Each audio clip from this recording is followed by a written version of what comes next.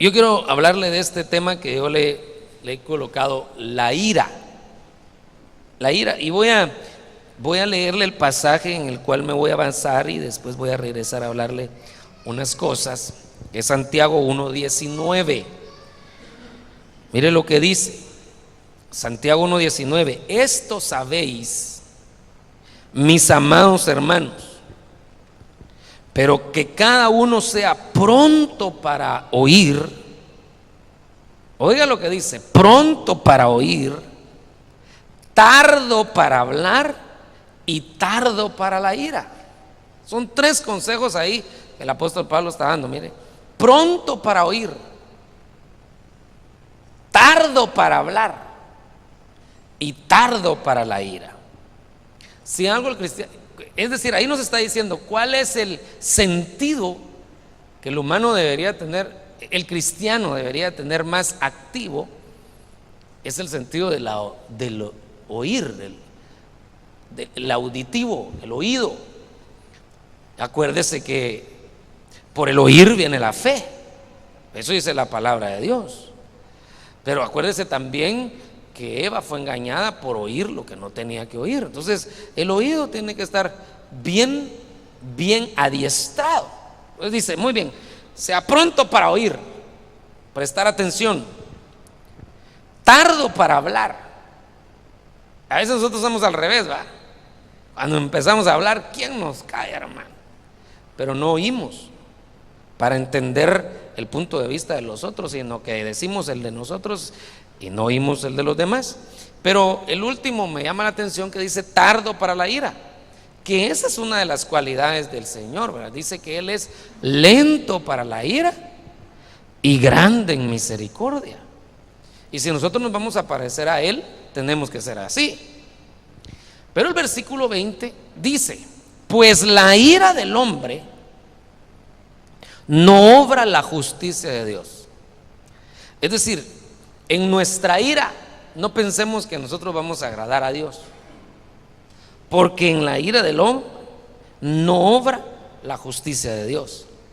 Esto es bien interesante. Por eso es que nosotros tenemos que tener cuidado con la ira, porque mientras más lugar demos a la ira, más posibilidades tenemos de pecar y más posibilidades tenemos de cometer errores. Y por eso le puse la ira, porque realmente pensé en varios nombres que pudieran estar relacionados, ¿verdad? La ira del hombre, por ejemplo, cómo controlar la ira, por ejemplo, consecuencias de la ira, etcétera. Pero dije, al final lo que vamos a hablar es de la ira, por eso le coloqué así. Pero sí la ira es una, hermano, una debilidad. En algunos un poco más fuerte que en otros. Todos sin falta, sin distinción de si es hombre, si es mujer, si es adulto, si es joven. Todos en algún momento hemos experimentado ira. Pero el problema es que algunos tal vez en algún momento no la podemos controlar, y es ahí donde no obra la justicia de Dios, porque la Biblia sí da permiso a airarse hasta cierto punto. Dice: airaos, pero no pequéis. Y luego dice: y no deis lugar al diablo. Entonces hay una ira que de alguna manera, si nosotros hemos sido bien ministrados y con la ayuda de Dios, podemos canalizarla adecuadamente y no pecar. Pero cuando ya no la controlamos, entonces esa ira nos lleva a pecar. Muy bien, la ira es un sentimiento de enfado. Eso, si usted quiere la definición de ira, ¿verdad? Es un sentimiento de enfado o de enojo, pero muy grande. Es un sentimiento de enojo muy grande y violento. Esa es la ira. Y como le digo, que en algún momento todos la hemos sentido, pero el problema es cuando se nos sale de control. Según las estadísticas de los que estudian los fenómenos sociales, dice que el 20% de la gente aproximadamente, el 20%, porque ellos hacen sus estadísticas y todo, ¿verdad?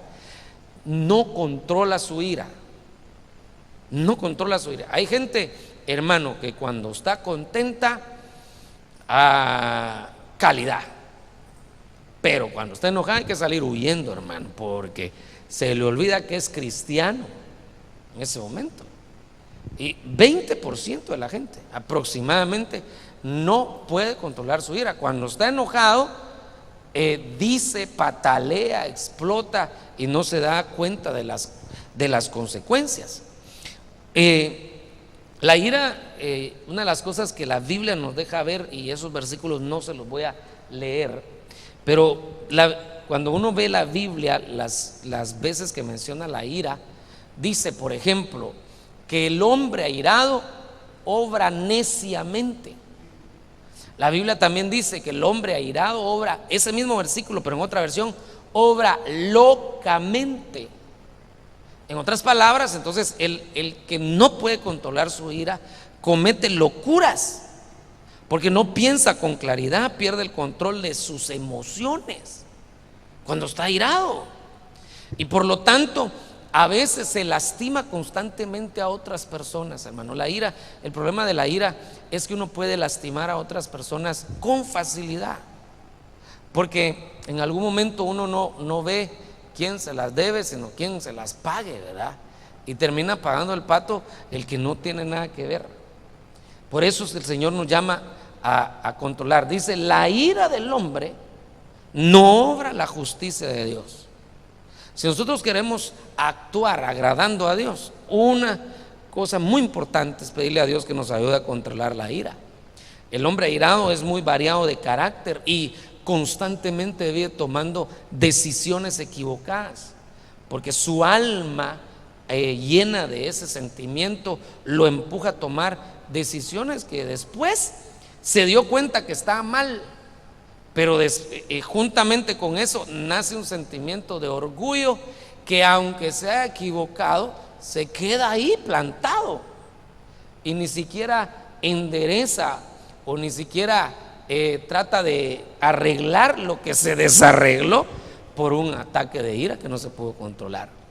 Pero entonces miremos pues, primer pasaje, la ira del hombre no obra la justicia de Dios.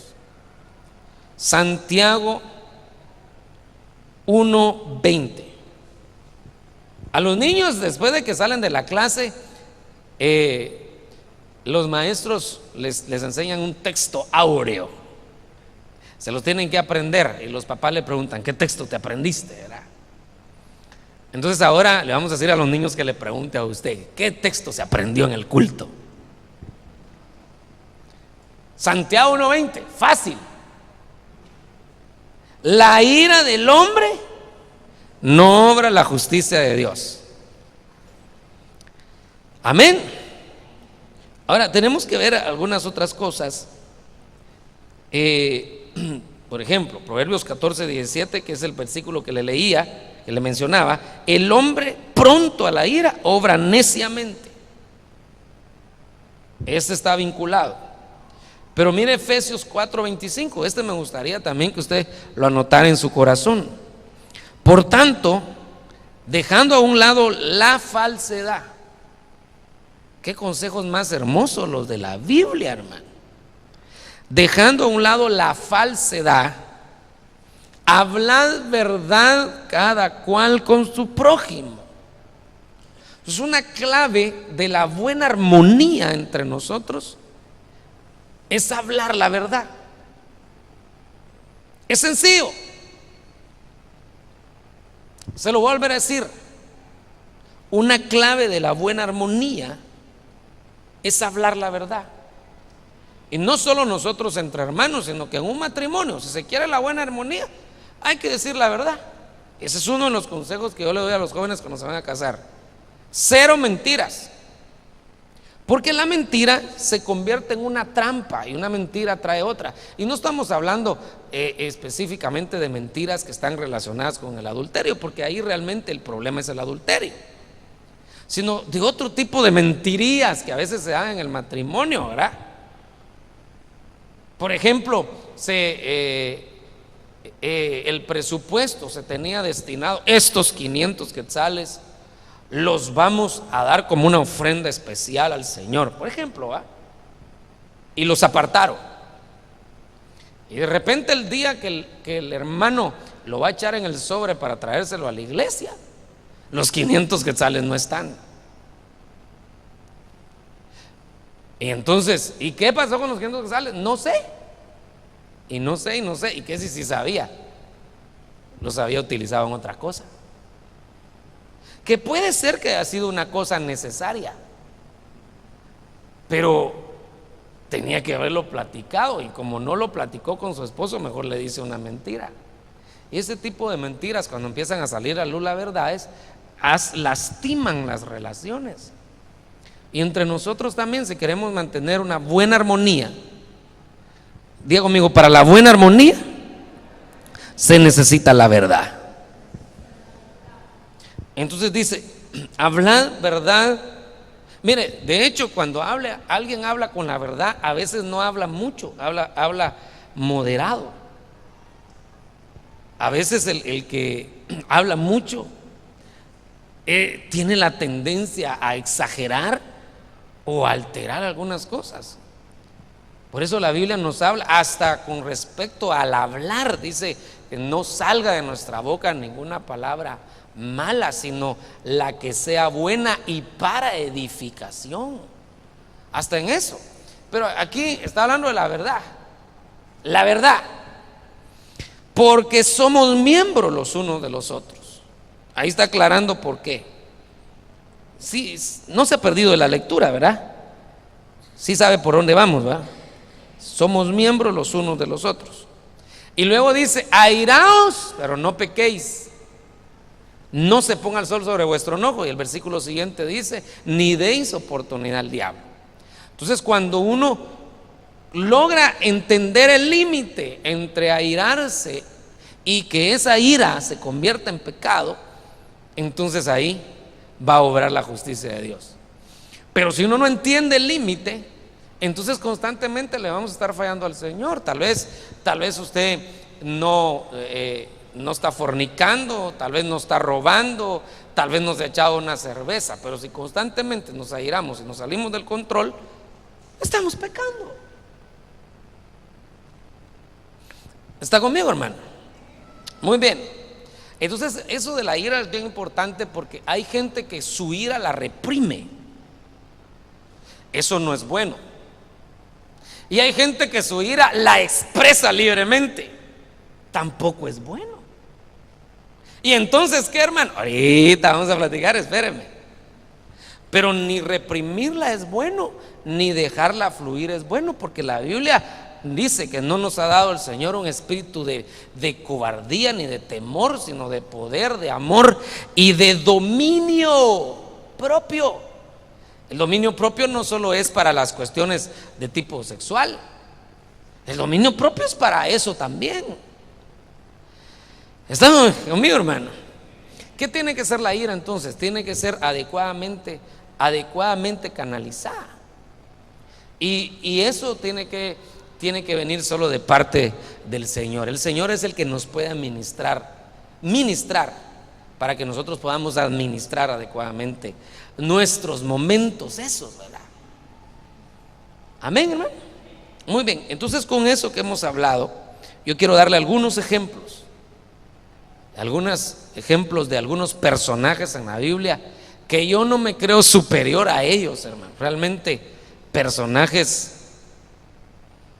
que son bíblicos, que son de alguna manera tienen un legado ahí en la Biblia, y que por su ira quedaron marcados. Entonces los primeros que yo quiero que veamos son Simeón y Leví. Génesis 49:5. Simeón y Leví son hermanos. Sus armas son instrumentos de violencia. En su consejo no entre mi alma, a su asamblea no se una mi gloria, porque en su ira mataron hombres y en su obstinación descarretaron bueyes. Entonces mire, en su ira llegaron a matar hombres. Pero esto lo está diciendo el papá de ellos muchos años después de que había acontecido un suceso. Vamos a regresar a ese suceso para que nosotros entendamos por qué el papá de Simeón y Leví, que es Jacob, por qué Jacob está diciendo eso, y en lugar de bendecirlos los maldice, porque le dice: en su consejo no entre en mi alma.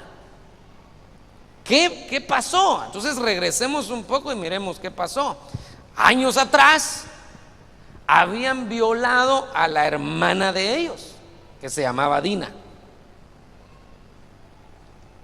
No vamos a justificar al muchacho que la había violado, porque no la violó. No fue una violación así como que un asalto y que te pongo la pistola, tampoco, ¿verdad? Por eso le digo, no lo vamos a justificar, pero sí tenemos que ver que hay cosas que suceden porque damos lugar a ellas, que no se puede decir ni que Dios fue el que lo planificó, ni tampoco que fue un ataque del diablo, sino que sencillamente uno da lugar a ellas. Dice que Dina se fue a echar un sucolazo, a hacerse cuates de los de afuera, de los del mundo. Se empezó a ir a una de sus fiestecitas de vez en cuando, escapadita de su papá. Y sus amistades eran amistades peligrosas, en que ya no ponía en su Dina ya no ponía en su Facebook solo selfies, sino también ponía fotos un poco provocativas, ¿verdad? Creo que sexting se llama eso, que ya son fotos que ya insinúan cosas, ¿verdad? O que muestran un poco más de cosas. Entonces dejó de poner versículos en su Facebook y empezó a ministrar su alma. Me siento sola, quisiera encontrar un amor, ¿verdad? Para eso empezó a utilizar su Facebook, y de repente aparece un muchacho que se le envuelve y al final termina en un tipo de violación. Pero como insisto, no fue a mano armada. Después de que sucede esto, el muchacho inconverso, impío, hijo del diablo, se acerca con el papá y le pide perdón y le dice: yo quiero honrar, porque es cierto que cometimos un error. Nos comimos el pastel antes de tiempo, pero yo amo a su hija. Y le pidió perdón, el impíote le pidió perdón. Y a veces los cristianos no podemos pedir perdón, ¿verdad? Cuando cometemos un error. Y este sí vino y pidió perdón. Y mire, pues, solo para que mire lo que pasó. El papá lo perdona y le dice: está bien que mi hija se case contigo, pongamos la fecha de la boda. Y es tremendo. El papá, queriendo arreglar las cosas civilizadamente, viendo la actitud del muchacho, que hasta llevó a su papá para pedir la mano de la muchacha, tratando de enmendar su error. No lo obligaron a casarse, sino que él de su propia voluntad lo hizo. Entonces viene Simeón y Leví y dice: aquí no es solo de pedir perdón, este desventurado no las va a pagar. Pero ellos no tenían vela en el entierro. Si el papá ya lo había perdonado al muchacho, si el papá ya había arreglado las cosas. Pero ellos no pudieron perdonar y dejaron ahí acumulado un sentimiento que se convirtió después en un deseo de venganza, y por lo tanto en ira incontrolable. Cuando el pueblo de Dios vea, entendamos todos esto, hermano. Tenemos que saber que hay sentimientos que hay que desprendernos de nuestro corazón rápidamente. Y es que si en algún momento viene el deseo de venganza, la venganza no es de Dios. Eso no es un sentimiento que provenga de Dios. La Biblia dice: mía es la venganza, yo pagaré. Pero lo está diciendo no para que uno clame por venganza. Porque hay gente que dice: la venganza es de Dios. Señor, te encargo a ese hijo del diablo, Señor. Por favor, mira, lo mínimo que se muera un accidente el desventurado, Señor. Su corazón hay deseo de venganza. Ahí lo que está diciendo: no te preocupes, tú perdona.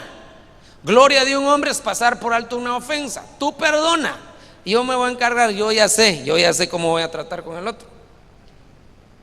Ni cuenta te vas a dar, pero eso que no te preocupe. Tú reposa, tú descansa. Porque el Señor lo que no quiere es que nos metamos en líos. Eso es lo que el Señor quiere, que nuestra alma viva reposada. No te preocupes. Pero ellos no pudieron perdonar. Su corazón se llenó de venganza, de deseo de vengarse, y eso lo llevó a que su ira se convirtiera incontrolable. Si nosotros no aprendemos a perdonar y no nos sacudimos los deseos de venganza por algo que nos hayan hecho, vamos a parecernos a Simeón y a Leví, hermano. Y no nos ha llamado el Señor a eso. El Señor nos ha llamado a paz. A eso nos ha llamado. No solo entre nosotros, sino que incluso con los de afuera, hermano. ¿Está conmigo? Amén. No a la ira. Para que podamos nosotros conocer el límite, tenemos que saber y revisar nuestro corazón si no hay deseo de venganza. Si no hay el deseo, me las va a pagar. Si no hay aquello de que lo tengo que ver comiendo de mi mano, lo tengo que ver pidiéndome un favor. Eso no puede ser un sentimiento del cristiano. Todos seamos prontos para oír, tardos para hablar y tardos para la ira. Porque en la ira del hombre, o la ira del hombre, no obra la justicia de Dios. ¿Cuál es la cita bíblica? Santiago 1:20. La ira del hombre no obra la justicia de Dios. ¿Cuál es el texto áureo de hoy? Dígalo pues: la ira del hombre, todos juntos, a la 1, a las 2 y a las 3. La ira del hombre no obra la justicia de Dios. Santiago 1:20. Fuera todo sentimiento de venganza, hermano.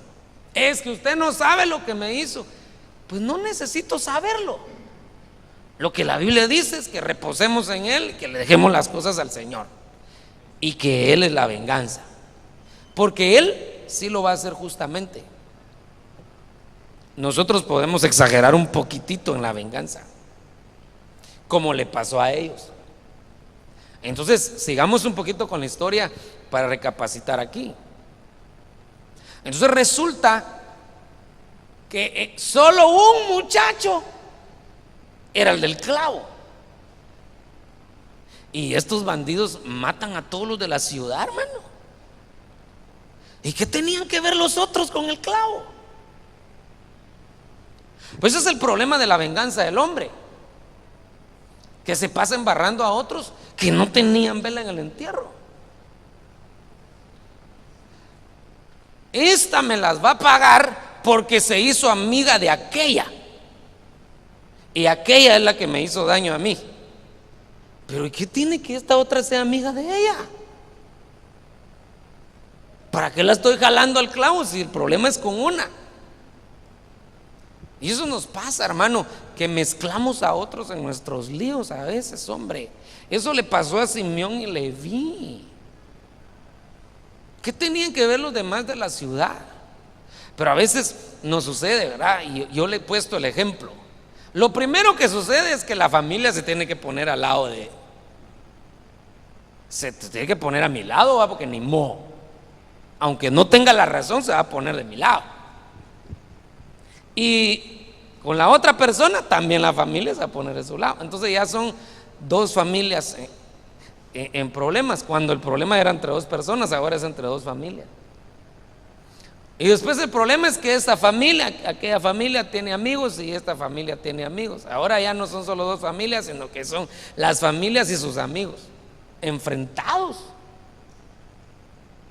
Entonces nos jalamos a otro. La ira del hombre crea dificultades, crea problemas entre nosotros, hermano, y arrastramos a otros. Terminamos haciéndole daño a gente que no tenía nada que ver.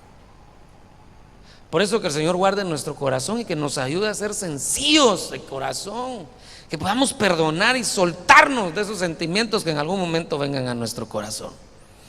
Amén. Se atreve a levantar su mano y decirle: Señor, no quiero ser como Simeón y Leví en esta faceta. Quita de mi corazón rencores, resentimientos y deseo de venganza específicamente. Amén. Amén. Dale un aplauso al Rey, pues, hermano amado.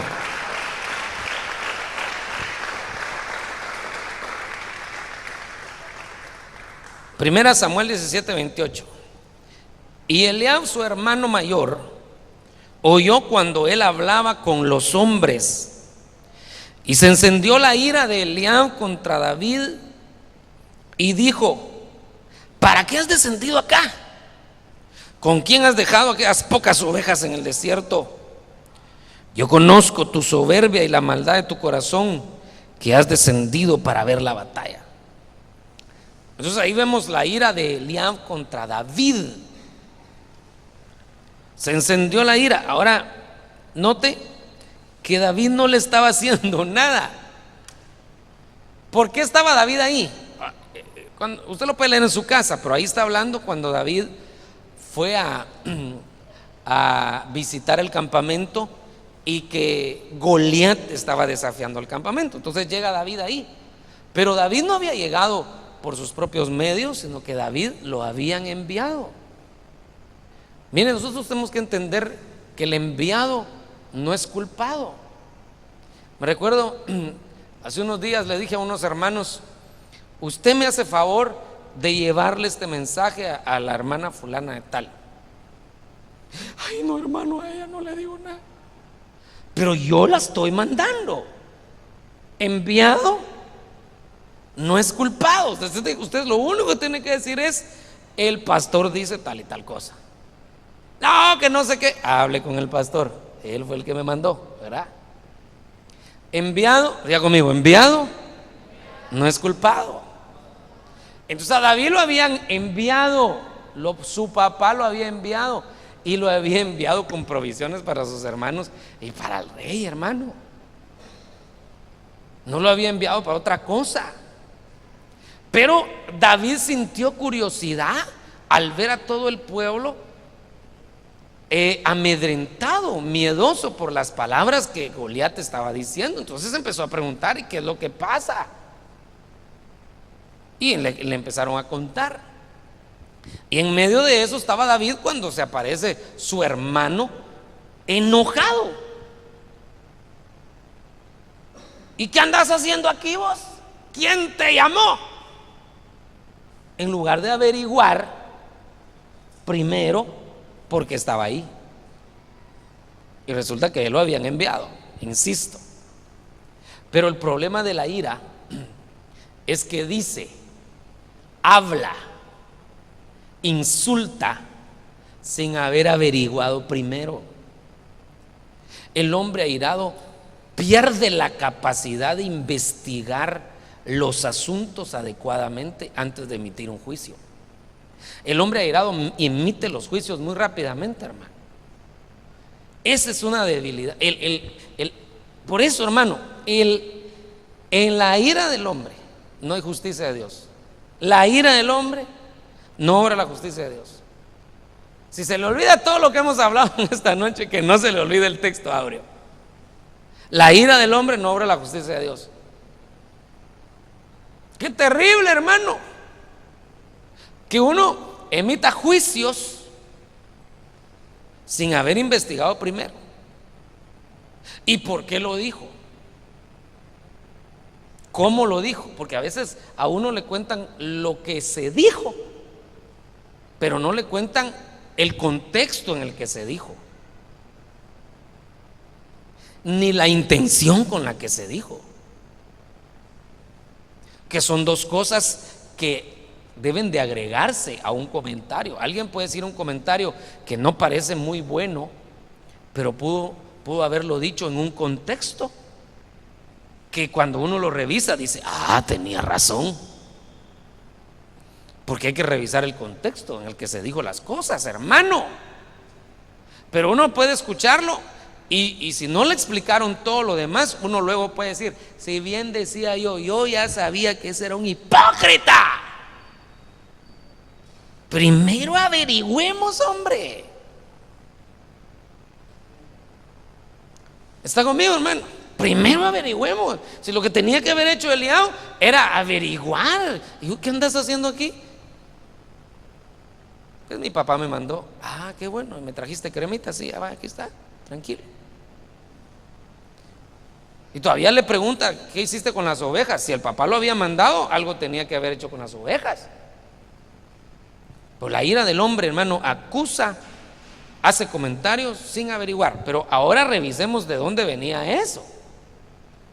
¿Por qué Eliab toma esa actitud contra David?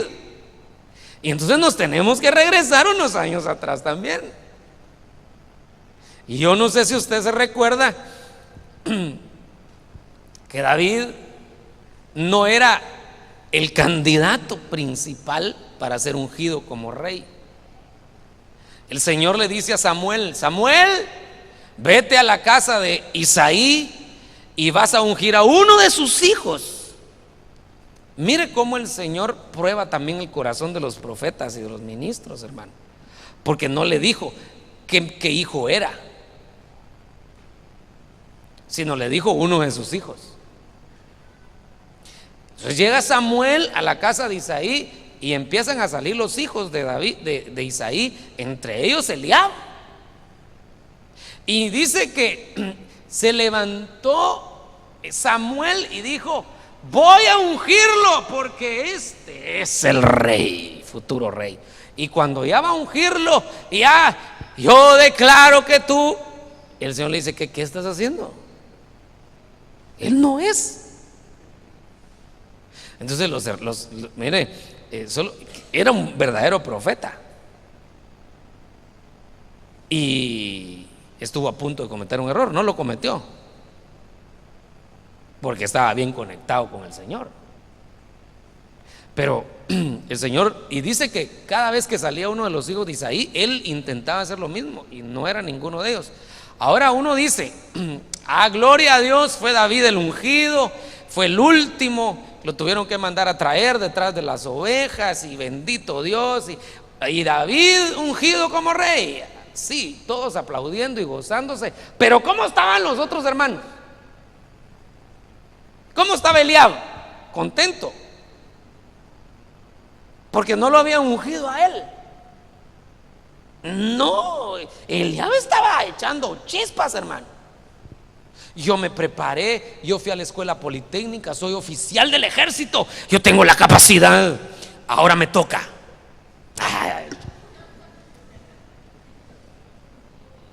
Me toca. Y el Señor le digo: no te toca. Ay, Dios santo, hermano. Y porque era robusto y era preparado, y por eso es que estaba en el ejército. ¿Y por qué no me escogieron a mí? Entonces empezó a generar una fricción entre ellos. Porque, ¿por qué David? Y a veces nos pasa eso en la iglesia, ¿verdad? ¿Y por qué el hermano de anciano? ¿Y por qué no yo? Yo tengo más tiempo de estar en la iglesia. ¿Y por qué él? ¿O por qué ella? Y entonces pueden generar fricciones.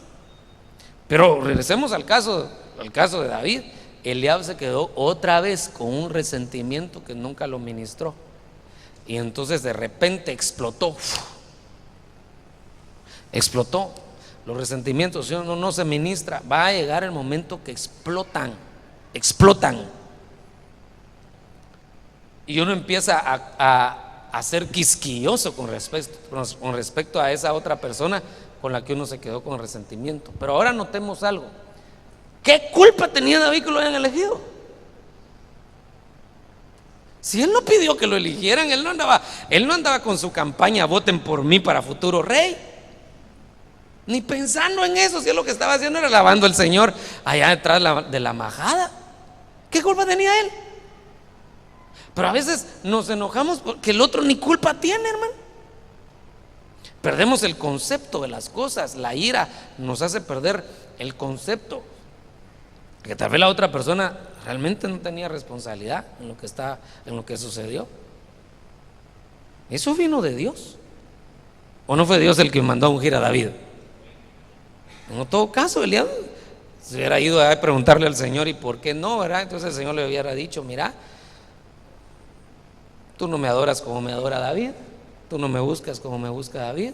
Y el Señor le hubiera explicado, ¿verdad? Pero se quedó con ese resentimiento. El punto aquí es que en su ira empezó a acusar a David sin haber investigado adecuadamente. Entonces, la ira del hombre no obra la justicia de Dios. ¿Por qué? Porque se juzga al hermano sin haberse investigado. Investiguemos primero antes de emitir un comentario y de emitir un juicio, hermano. Amén.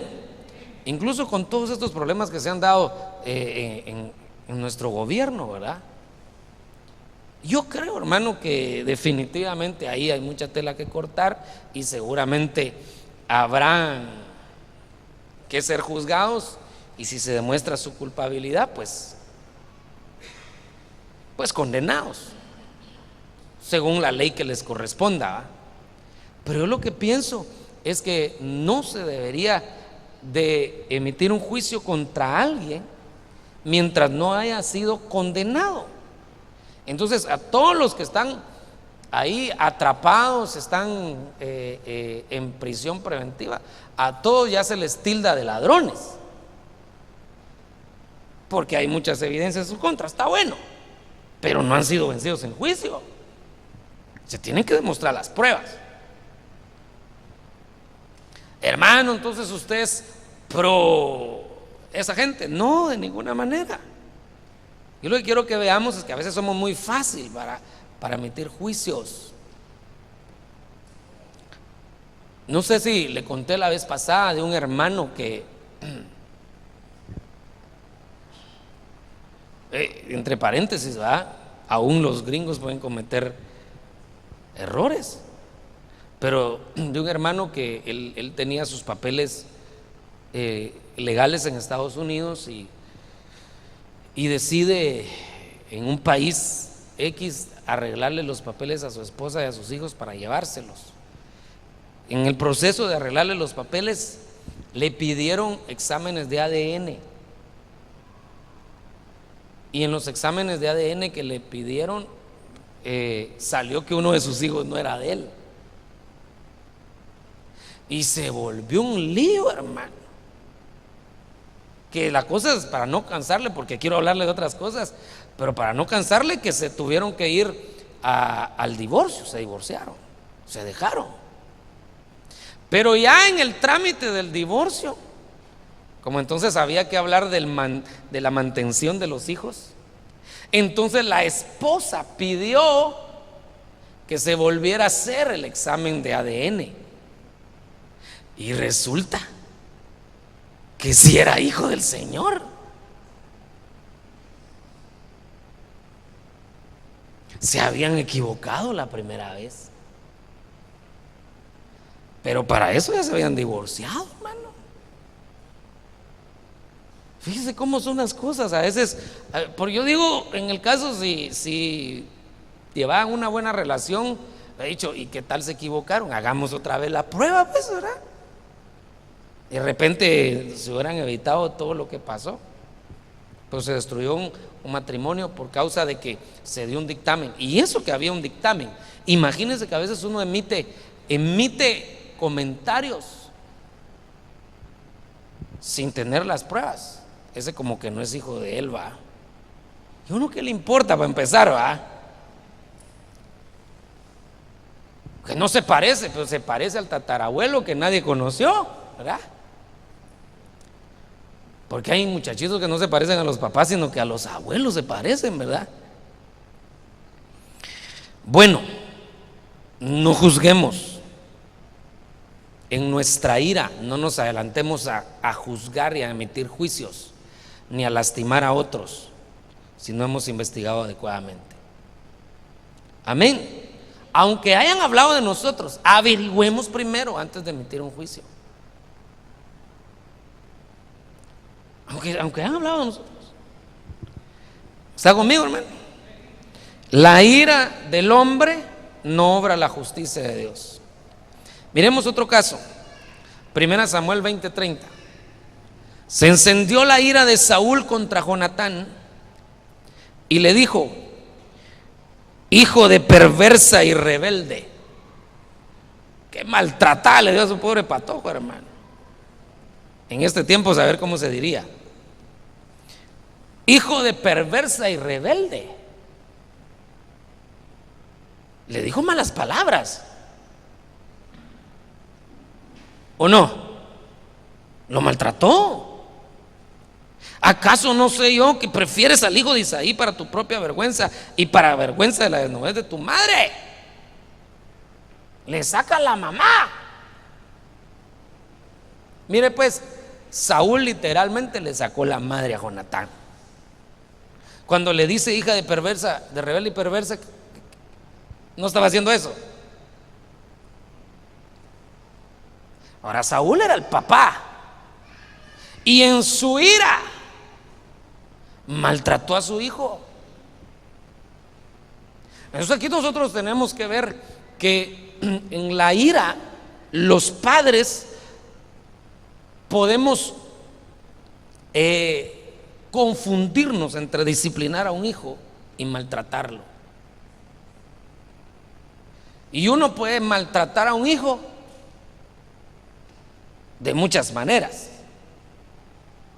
pero hay cosas que se quedan a veces grabadas en el corazón de los hijos y son las palabras que a veces se dicen con injusticia y que se dicen con ira. Mire, a un hijo se le puede olvidar un par de cinchazos que usted le dio porque se los merecía.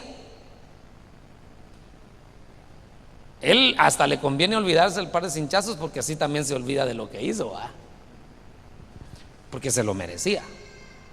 Pero si se le dice un par de palabras sin fundamento y por ira y no por corrección, no se le van a olvidar.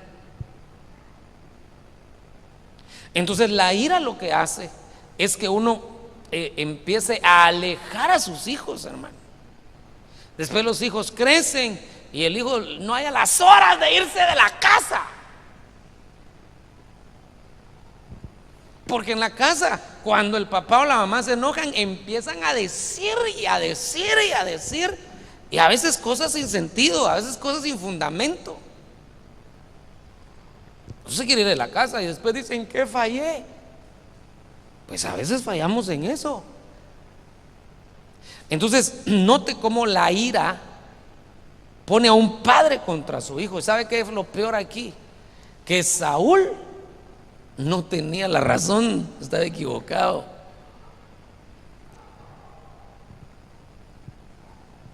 Qué tremendo, porque Saúl estaba persiguiendo a David y David no le había hecho nada a él. El que estaba mal era Saúl.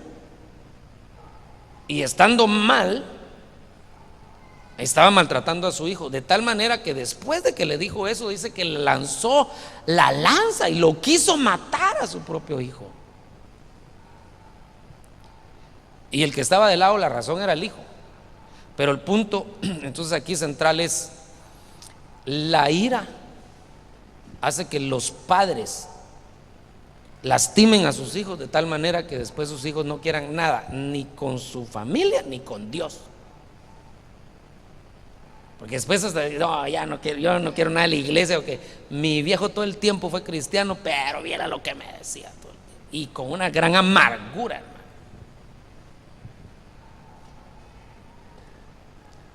Nosotros somos muy responsables de que nuestros hijos se enamoren de Dios, hermano. Una cosa es corregirlos y otra cosa es herirlos con nuestras palabras, porque no tenemos control en nuestra ira. Sí hay que corregirlos, porque si no los corregimos también les hacemos daño. Pero es mejor venir para acá. ¿Ya te diste cuenta de lo que hiciste? ¿Va? Sí, va. Aquí vení, paz, rapidito, así, sin ira. Pero a veces ni se le pega, sino que le dice, y hermano, empiezan a decir un montón de cosas y le dice hasta que se van a morir. Y le dice, ya viste, por eso no vas a pasar de sope a gavilán. Y de una vez le empieza a echar un montón de maldiciones. Y tal vez solo era de llamarlo y darle un par de cinchazos, sin violencia, sin ira. Que el Señor nos ayude, hermano. ¿Cuántos padres hay aquí? Amén. Que el Señor nos ayude, que con ellos también se evalúa que tanto tenemos el control de la ira. Pero realmente necesitamos que el Señor envíe un espíritu de dominio propio para poder controlarnos, hermano. Ningún amén, pero por lo menos yo digo, necesitamos un espíritu de dominio propio. O usted la puede controlar solito. Yo no necesito espíritu de dominio propio, yo puedo solito, hermano. ¿Verdad que necesitamos la ayuda del Señor? Ahora miremos lo contrario. 1 Samuel 20:34. Jonatán se levantó de la mesa ardiendo en ira y no comió pan el segundo día de la luna nueva, pues estaba entristecido por David, porque su padre le había afrentado. Entonces aquí vemos la reacción del hijo. Entonces la ira del padre, ¿qué generó en su hijo? Ira. Ira llama ira.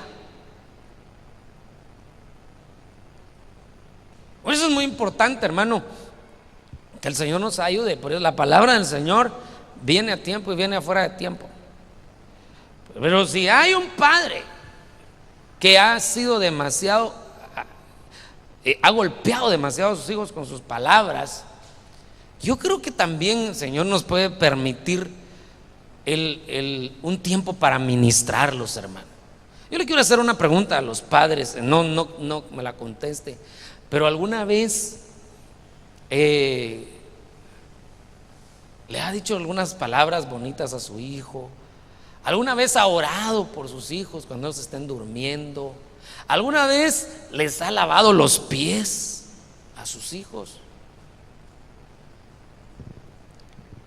Porque dejamos de tener esas costumbres que incentivan a que en nuestra casa haya una buena armonía. Pero también los hijos, a veces no es un llamado para que los hijos se vayan de su casa, ni que se llenen no es para justificarlos, sino que también es un llamado a los hijos a entender que tal vez los padres no fueron creados en un buen ambiente y por eso también a veces tienden a cometer errores, y perdonarlos. Y así como el padre debería de en algún momento subsanar y recompensar y bendecir a sus hijos, así también los hijos deberían de bendecir a los padres para sanar esas relaciones. Pero entonces vemos la actitud de un hijo lleno de ira, es que se va, abandona la mesa. Eso quiere decir abandonó la comunión de su casa, porque lo habían ministrado con ira, y entonces ahora lleno de ira se va. No queremos decir que todos los casos que los hijos se van sean por eso, porque el hijo pródigo no se fue por eso. Absalón tampoco se fue por eso. Entonces hay otras cosas por las que un hijo se puede ir de casa, pero que no se vaya por esta razón. Entonces aquí tienen que ser ministrados los padres para que ya no ya no lastimen a sus hijos por causa de la ira, y también tienen que ser ministrados los hijos para que no se llenen de ira y rompan la comunión con sus padres. Creo que es un tiempo, el Señor nos está llamando de sanidad de las relaciones familiares, hermano. Sanidad. Pero tenemos que sacar la ira de nuestro corazón. Está muy callado usted esta noche, hermano. Le voy a volver a decir algo. Es un tiempo que el Señor nos está llamando a sanidad de las relaciones en nuestra familia. Aunque sea ahí, diga amén, ¿verdad? Ya se lo había dicho, usted no dijo amén, hermano. Se lo voy a decir una tercera vez. Es un tiempo que el Señor nos está llamando a la sanidad de relaciones con nuestra familia. Pero lo que ha estorbado mucho es la ira. La ira. Fuera la ira en el nombre de Jesús. Y si en algún momento nos airamos, que no pequemos. Airaos, pero no pequéis. Como hoy es viernes, podemos terminar a la medianoche para que nos vayamos acostumbrando a mañana. Gloria a Dios por los que dijeron amén, ¿verdad? Pero realmente, hermano, no me quisiera ir sin mencionarle dos casos más. Ya le voy mencionando cuatro, ¿eh? Simeón y Leví, Eliab, Saúl contra su hijo, la ira, y Jonatán contra su padre, la ira, estorbando la relación familiar por causa del no dominio de la ira. Muy bien.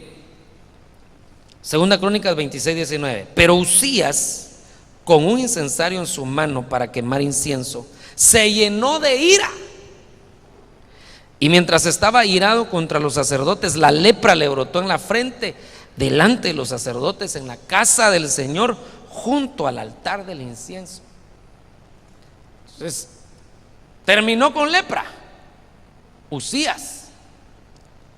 ¿Por qué terminó con lepra? Porque primero, mire, repasemos lo que pasó. Él quiso usurpar la función de los sacerdotes. La función de los sacerdotes era quemar incienso. Y él, como rey, él podía mandar, él podía salir a la guerra, él podía hacer muchas cosas. Lo único que no podía hacer era quemar incienso. Es decir, se le olvidó que aún él como rey tenía que ponerse en orden con lo que el Señor había establecido. No importa cuál sea nuestro rango dentro de la iglesia o fuera de la iglesia, nosotros tenemos que estar en orden con lo que el Señor ha establecido. En este lugar el Señor me puso como autoridad, pero el que manda no soy yo. El que manda es el Señor a través de su palabra. Si la Biblia lo dice, lo hacemos, y yo lo que tengo que hacer es guiarlo para que lo hagamos, pero el que manda es Él. Y entonces a Uzías se le olvidó: ya soy el rey, yo quemo incienso. Y los sacerdotes le dicen: no te corresponde a ti. Entonces hay gente que cuando se le dice: no, hermano, a usted no le toca eso, se enoja, se llena de ira. Cuidado con llenarte de ira en la iglesia, porque Uzías se llenó de ira en la iglesia. Si se te corrige, no te enojes, hermano. Mejor pregunta por qué. Si diste una profecía que ya llevaba 10 minutos y te quitaron el micrófono y te dijeron: ya no, hermano, ya estuvo suficiente, no te enojes, sino que después pregunta: hermano, ¿y por qué me quitaron el micrófono? Porque ya llevaba 10 minutos, papadito, y había que seguir, ¿verdad? Pero Dios estaba hablando, sí, pero hay que revisar Romanos 12, cómo es el orden de las profecías y cómo se deben de administrar los dones. Porque no era una mini prédica profética, era un mensaje, una profecía así, al grano, ¿verdad? Pero hay gente que se enoja cuando se le llama la atención y se le dice: mire, eso no está bien, eso según el orden de la palabra no es correcto. Veamos a un jovencito que se le dice: mira, tenés derecho a buscar y pedirle a Dios que te regale tu esposa, pero tenés 15 años, ¿qué andas haciendo? Todavía no es tiempo para eso. Si seguís así, te vamos a quitar los privilegios. Se pone trompudo, hermano. Hay que decirle Usías, ¿verdad? No hay que ser Usías. Si no está en el orden de Dios, hay que decir amén. Y alguien se lo tiene que decir. Aquí los sacerdotes se lo dijeron: y ahí ustedes quiénes son, yo soy el rey aquí. Y se enojó, no aceptó la reprensión y entonces le salió lepra. Cuidado. Entonces el problema de la gente que no sabe controlar su ira es que aunque se le explique, no acepta la corrección. Y nosotros tenemos que tener esa capacidad. Y si tenemos que ser corregidos, amén. Y decir: amén, Señor, yo, si eso no es así, amén. ¿Está conmigo, hermano? Otra vez, ¿está conmigo, hermano? Cuando le digo está conmigo, es no si está aquí, ¿verdad? Porque sabemos que aquí está, sino que estamos en autos, que nos estamos entendiendo, ¿verdad? Miremos este último, si me ayudan con el piano, Números 20:11. Entonces Moisés levantó su mano y golpeó la peña 2 veces con su vara, y brotó agua en abundancia, y bebió el pueblo y sus animales. Aquí no se menciona la palabra ira, pero resulta que Moisés sí estaba airado, y por eso fue que golpeó la peña 2 veces. El Señor le había dicho: háblale a la roca. ¿Y qué hizo Moisés? Golpeó la roca.